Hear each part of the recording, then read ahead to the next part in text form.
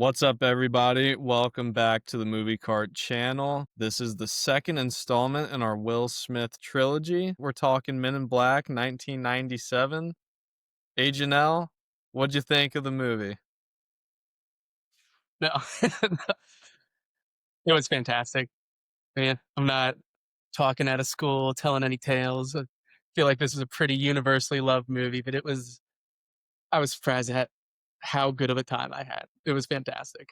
It really is awesome. Like, So it's only like an hour and a half, and it just zips, and it's just incredibly funny and just off the wall and ridiculous, but it's so good. I had this thought when I was watching it because obviously the little aliens look ridiculous, right? They look like PS1 graphics.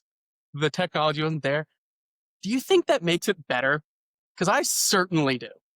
I think like adds to the humor and adds to the charm. And if they looked like, I don't know, Guardians of the Galaxy style aliens, I think it would be really unnecessary and almost, I don't know, the aliens in this movie, at least the ones that aren't the bugs that are pretty terrifying, they're almost more like minions from Despicable Me than they are like anything you should ever be afraid of.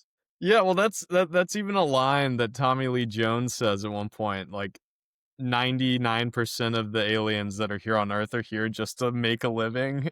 And like it kind of shows because most of the aliens they deal with are just absolute goobers, like you're saying.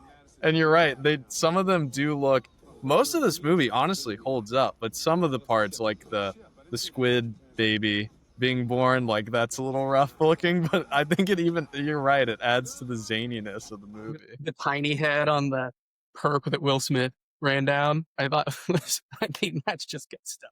I wanted to touch on because everyone knows the plot of this movie: secret men in suits fight aliens. Will Smith gets recruited. Heart of gold. Story told a million times.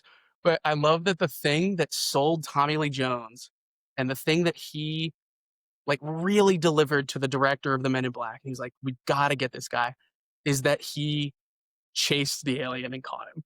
Like his 40-yard dash was impeccable. Tommy Lee Jones has never seen any. Xavier Worthy would be the next Man in Black if Tommy Lee Jones laid his eyes on him. Right? It was all about speed. Yeah, you're right. Like based on this movie, it truly is. That's like the one thing he tells Zed, their boss, like he ran down that really fast alien. It's pretty sick. Like, I think we should give this dude the job. But he does. That's one part I do love. And I will say, like Will Smith, his charisma is off the charts in this movie. Like it really smacks you right in the face how charismatic he is. Yeah, it's a 10 out of 10. I think this was directly on the heels of him being a total goober in Prince of Bel Air at slash like his rapping career, and then him transitioning into like Ali and more serious roles. And I think this is really the sweet spot where he became an action hero, but he's still like a skinny goober who like doesn't take himself too seriously. The thing I really love about Will Smith's character in this is he is the rookie and he's honestly kind of getting set up on purpose to just be in horrible scenarios by his superiors. Like they think it's funny, I think. But he does also come in clutch, like three very key parts in the story.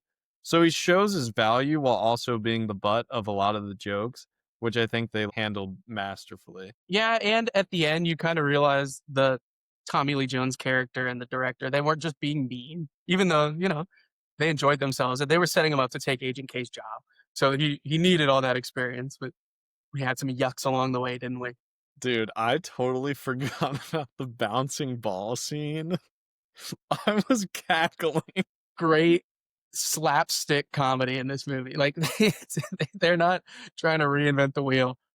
No one better than Tommy Lee Jones and Will Smith to sell some material that in less capable hands, like I'm just going to pull two random names out, like Chris Hemsworth and Tessa Thompson. They would have like two actors like that. No disrespect, they could never pull off a Men in Black movie the way these. No, thank God they never made a fourth one starring those two. That definitely doesn't exist.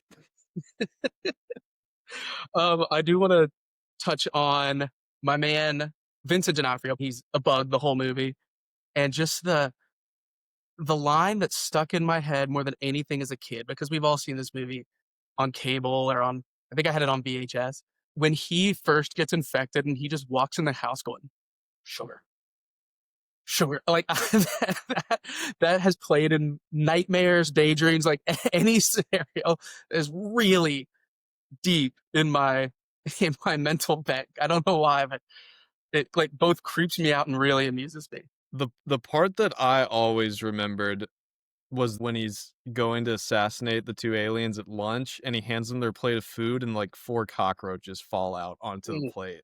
yeah, Because as a kid, I was like, "Ew, that's disgusting." Let me ask you this. I think this really ties into the movie, and that it's a kind of a key point of it. If you walked past that dude in New York City, would you bat an eye? not Would even you cl think that's a bug monster in a man suit? I think that guy might be having a rough day. Not It not in a million years, but I think he was full of bugs and was learning to walk. He's in better shape than half the people at your local Walmart. Dude, I New York City cracks me up because every time I'm there visiting, you'll just hear someone screaming for their life. And I would like look around kind of concerned and everyone's just ignoring it. I'm like, "All right, I guess that's not an issue." Everyone seems chill. Was this filmed in New York for real? Do you Yeah. know?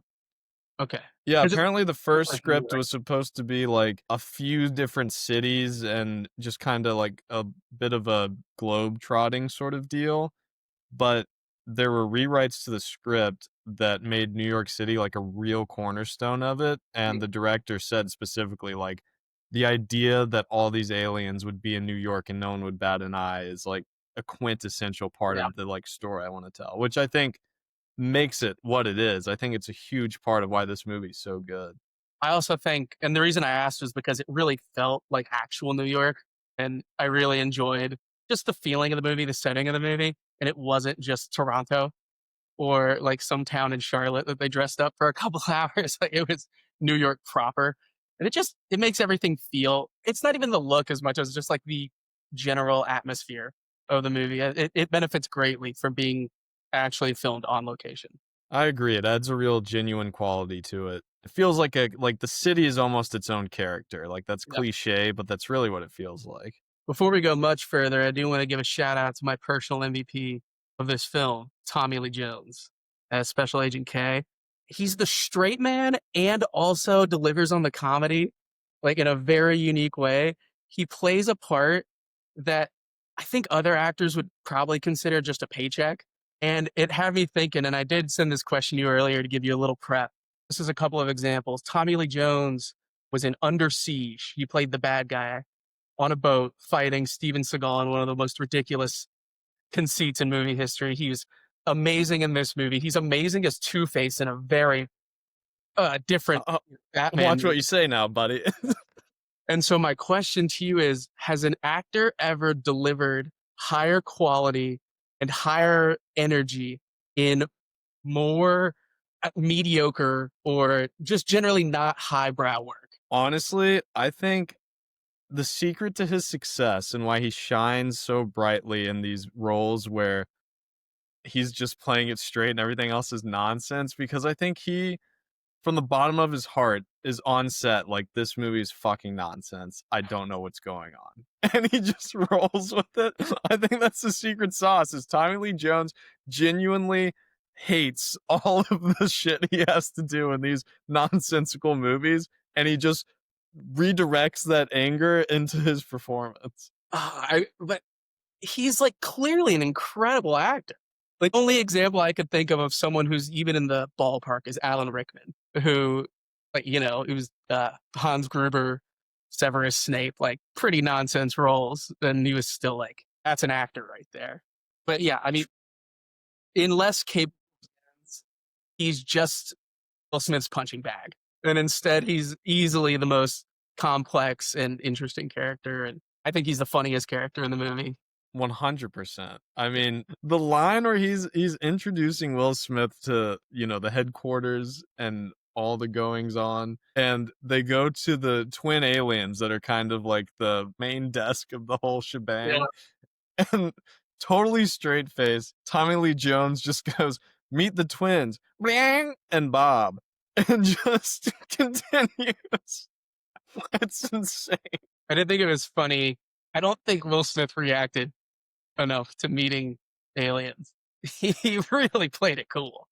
Yeah, once he was like in the club, he just totally like after the headquarters scene, he just tries to touch a stranger alien, and Tommy Lee Jones is like, "Oh, you don't want to do that." But after that, he's pretty chill. You know, he's more like inconvenience than like Yeah. blown away. It's more just I can't believe I have to do this versus like I can't believe what I'm seeing right now. He's also not the renegade you'd expect from a buddy cop, buddy space cop movie. Like, usually it would be like the hardened vet and a renegade who, doesn't play by the rules. He's the new guy. And Will Smith, I mean, he's eager to learn even, I'd say at times. Yeah, that is a good point. He's very accepting and open, like it's a world he knows he doesn't have any knowledge of, and he's truly just there, kind of eyes and ears open. I feel like we're meant to think he's rebellious in some way because he is so cool. He has like a swagger about him. But like one of the first things he does is tell Special Agent K, you have to give these people nice memories. Like the ones which is least they could do. That's an evil thing that they very routinely do is wipe people's memories. But yeah, like Will Smith was so keen on me, like, hey, they at least make them happy. I agree. The whole neuralyzer bit never gets old. I mean, even in the sequels, it's funny every single time, and they just Will Smith every time he has to deliver a memory, and he's just rambling on and on about some absurd story. It hits every single time. Um, What'd you think of, our boy Vincent D'Onofrio? I thought he moved like a human that was filled with a billion Fs. And on that front, he succeeded with flying colors. His body work in this movie is incredible. He's just walking around like Frankenstein if he was having cramps. Like, it's truly insane. Yeah, it looked like it was his first day walking, which I guess it kind of was. And I thought that character, not Vincent D'Onofrio as much because Vincent D'Onofrio is not a real life CGI bug, but I do think they did do a good job of making that character scary and formidable physically in a way that no other aliens were in the movie. They nailed making him the one that's like, oh, we got to worry about the bugs. Like those could be an earth-ending infestation. I agree. You truly feel the weight of his villain. He actually feels intimidating, and all of his kills, it's a PG-13 movie. They're all pretty shockingly gruesome. Very like xenomorph-esque, like stabbing projectiles flying out of him. Yeah. The pest control guy, he takes his Oh, poison wand and shoves it down his throat. I mean, that is then he folds another guy in half and just shoves him under a counter at a fast food place. bad day at work. The Um, worst day. I will say something that doesn't really work now, but it doesn't really matter. Is the whole red herring of the movie, the Orion. None of that really. It's very forgettable, and just at the end of the day, isn't a fun or interesting part of the movie. You do have to have something that actually drives the plot. But the fact that we know this cat's name is Orion from minute one, and like we as an audience are just forced to learn about stars and just watch people fumble through this. It's clumsy. It's a little annoying, but again, that's a nitpick. It's not really even important at all. I will say, I feel like that idea at the time was probably very cool.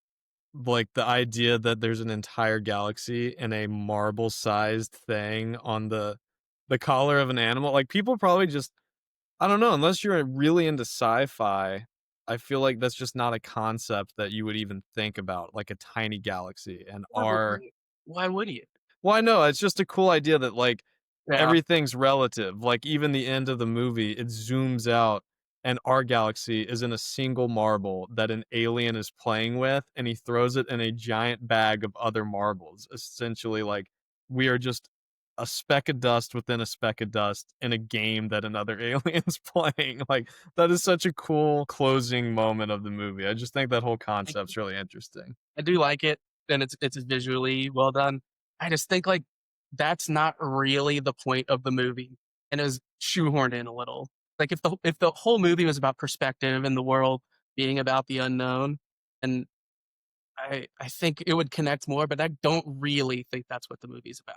Well, I don't know because, like, the whole villain idea is he is a bug, and we constantly just kill bugs without a second thought, and he's a giant bug that is thinking and autonomous. Like, I feel like that kinda plays into the idea that when the bug is bigger than you and you're the thing that gets stepped on with the boot, like, I feel like that kinda plays into it, but I do agree, I don't think it was totally fleshed out, but I think the elements were there in some capacity. I just think the movie is more about Will Smith Oh, for than sure. about any of those, like, grandiose macro ideas. Yeah, it's supposed to be fun at the end of the day, and it is, and Will Smith is the coolest he's ever been in this movie. From a charisma standpoint, I'd agree, but physically, the I Am Legend, I, Robot era, buzz cut, I think that's one of the coolest guys who's ever walked this earth. I agree with that. He's just a magnet on the screen. You just can't stop watching. He's just electric in this movie, and it's almost a crime that he wears a black suit the rest of the movie because his fits are insane. Absolutely. His shoes are incredible. That was the fact that he just had a police badge on with that outfit is awesome. Yeah, the orange jumpsuit pants I'm and the not white tee and just a police badge on a chain. Yeah, if that guy yells at me to stop, I'm not. There's no I don't know if that's a regulation uniform in New York City. I'm just gonna hit on a couple things real quick that I loved. The aliens that are drinking coffee at their headquarters when they think the Earth is gonna blow up because that alien force is coming to take the galaxy back. If we can't get it back for them, then they're gonna blow up the Earth. The aliens are just rolling out with like 12 cartons of Marlboro Reds. Like that's their big thing they're taking from the planet before it explodes. they know what they're doing. So good. Just such a great bit. Another one I loved is when J and K first are talking and he wipes his memory and they go to the Chinese buffet. As K is leaving, he says, "Thanks for the egg rolls, kid," which is kind of leading to the idea that he wiped Will Smith's memory, took him to get dinner, and then just threw the check on Will Smith and dipped. I didn't even think about that, but yeah, that's messed up. That's devious as hell. Ugh, at least he got egg rolls, he didn't get hibachi or anything. That's true. Yeah, he could have really hurt his wallet. I love the quote, "Elvis isn't dead, he just went home." That's yeah, Like, that so is Elvis is an alien, or Tommy Lee Jones's character loves Elvis so much he thinks he's like a biblical angel or Jesus. Either way, it's hilarious. I do like and it doesn't play into the plot or anything of any of the movies, but just the idea that any given person could be an alien, I do think is very funny, and there are all the screens of all the different people who are aliens, like, that's funny. That's a great bit. They just use real celebrities and just truly throw kind of shade at them. Who'd be the funniest celebrity right now who's just an alien? Oh, that's a great question. Bill Sarsgaard. Correct. No. I mean, I just if I found out today that he was an alien and he had just like some sort of makeshift alien or like a human suit he was in, I'd be like, "Oh, that makes Up sense." there. Yeah. Oh, well done. Yeah. Thank you. All right. I didn't have time to come up with a fun name for the fun facts. Or maybe I did and I just wiped your all's memories. Who's to say? Number 1. Tommy Lee Jones turned the movie down originally because he said the script was awful. And Steven Spielberg, who was a producer on this movie, had to personally call him and just say, "Hey man, I promise it'll get better. Please sign on for the movie." And it worked. He signed on. From a skeleton script perspective, I can't imagine that many changes were made. In I this think there were a decent amount of rewrites. I think the New York element came in later. I think kind of the more of the Tommy Lee Jones like action came in later. Like the original ending was going to be a philosophical debate between Jay, Will Smith's character, Mhm. and the bug, which is an interesting concept, but I do love Tommy Lee Jones just saying, "I gotta get my gun back," and just purposely gets swallowed by the alien. It's a great bit. Alright, number 2. There was gonna be a 21 Jump Street Men in Black crossover, but the idea was scrapped, which still pains me to this day. Like the Jonah Hill Channing Tatum? Yes. You know how funny that would have been? Sign me up. That's incredible. If Phil Lord and Chris Miller worked on that, that would be so good. If I win the Powerball this week, you know what's getting announced. Personally financing it, Yeah. going Kevin Costner mode. Full Francis Ford Coppola. That's your megalopolis, is just Men in Black 21 Jump Street. All right, number 3. Did you know that Will Smith used to be a really cool guy? Yes, and it makes the developments of our Lord's year 2025 even more confounding. I mean, he's just What happened, hold man? on, He hold used to be so on, lay sick. out, lay out for a minute, because he got lame, right? And that's fine. Older gentlemen get lame. Being cool is a young man's game. And slapping Chris Rock was a lapse in judgment, certainly. The whole interview with Jada Pinkett Smith, the tell-all, that was another lapse in judgment, to say the least. But I I think forgot about that. Whew. yeah, more criminal than anything is the last 16 months of him popping up rapping occasionally. I think It's a it's comeback. You didn't vibe with that new Will Smith that dropped, dude? this is comeback or something. It's something like that. Watch me, It's a y'all. comeback, y'all. This is the come. Yeah, he's just God, to go from the pendulum of how cool he was in Fresh Prince to yeah, watching him rap with Russ. It's painful, painful for not everyone. great. No, he was offered the role of Django for Mm. the Quentin Tarantino movie, and he turned it down because he said it was too much violence and he didn't wanna be, like, associated with it. I feel like that would have just propelled him into swaggiest man alive territory, but he missed his shot, and he's just fallen ever since. What's the bigger miss though, that or The Matrix? Those are both very tough misses. I forgot about the Matrix one, yeah, that's He's brutal. unbelievable. But I think it ended up being best. I think he could have done Django, like, pretty well. I feel like Lawrence I mean, Fishburne is just cemented as Morpheus. I'm very glad he was not Django, but yeah, You never saw Wild Wild West, dude? He has the prep. I did not actually. I've never seen that. It blows, let me tell you. Alright, the last one, keeping the train going, part 2 of the Will Smith trilogy. This movie also won an Oscar, Best Makeup. Ah, hmm, I don't know And about now that. that we're on the topic of the Oscars, it was nominated for Best Score, which I forgot to mention. Danny Elfman's score in this Went movie nuts. is so good. He went nuts, and the original song Will Smith made was also very, very Yeah, number 1 hit, yeah. just like his most recent drop. Have you seen that video? Like, are you aware of what I'm talking about? Yeah, dude, I watched, like, the first 12 seconds and was like, Okay. "Oh, fuck. I'm gonna stop watching this." Glad I wasn't just like doing a Will Smith impression to an audience of no No. one. Unfortunately, I'm, well aware of the situation with, Mr. Smith. I feel like we kind of went off the rails here towards the end. We lost a little steam, but I do want to just reiterate this was a good time. Had a very, very good. That is yeah, yeah, this is a great movie. I don't know what we'll do next week. It'll be the 3rd and final chapter of the Will Smith trilogy. Like Sure. most trilogies, we didn't plan the ending out, but we'll see how it goes. Thanks for tuning in to Will Smith Part 2. We'll hit you with Will Smith Part 3 next week. Hey, Janelle, be safe out there. Watch out for the bugs.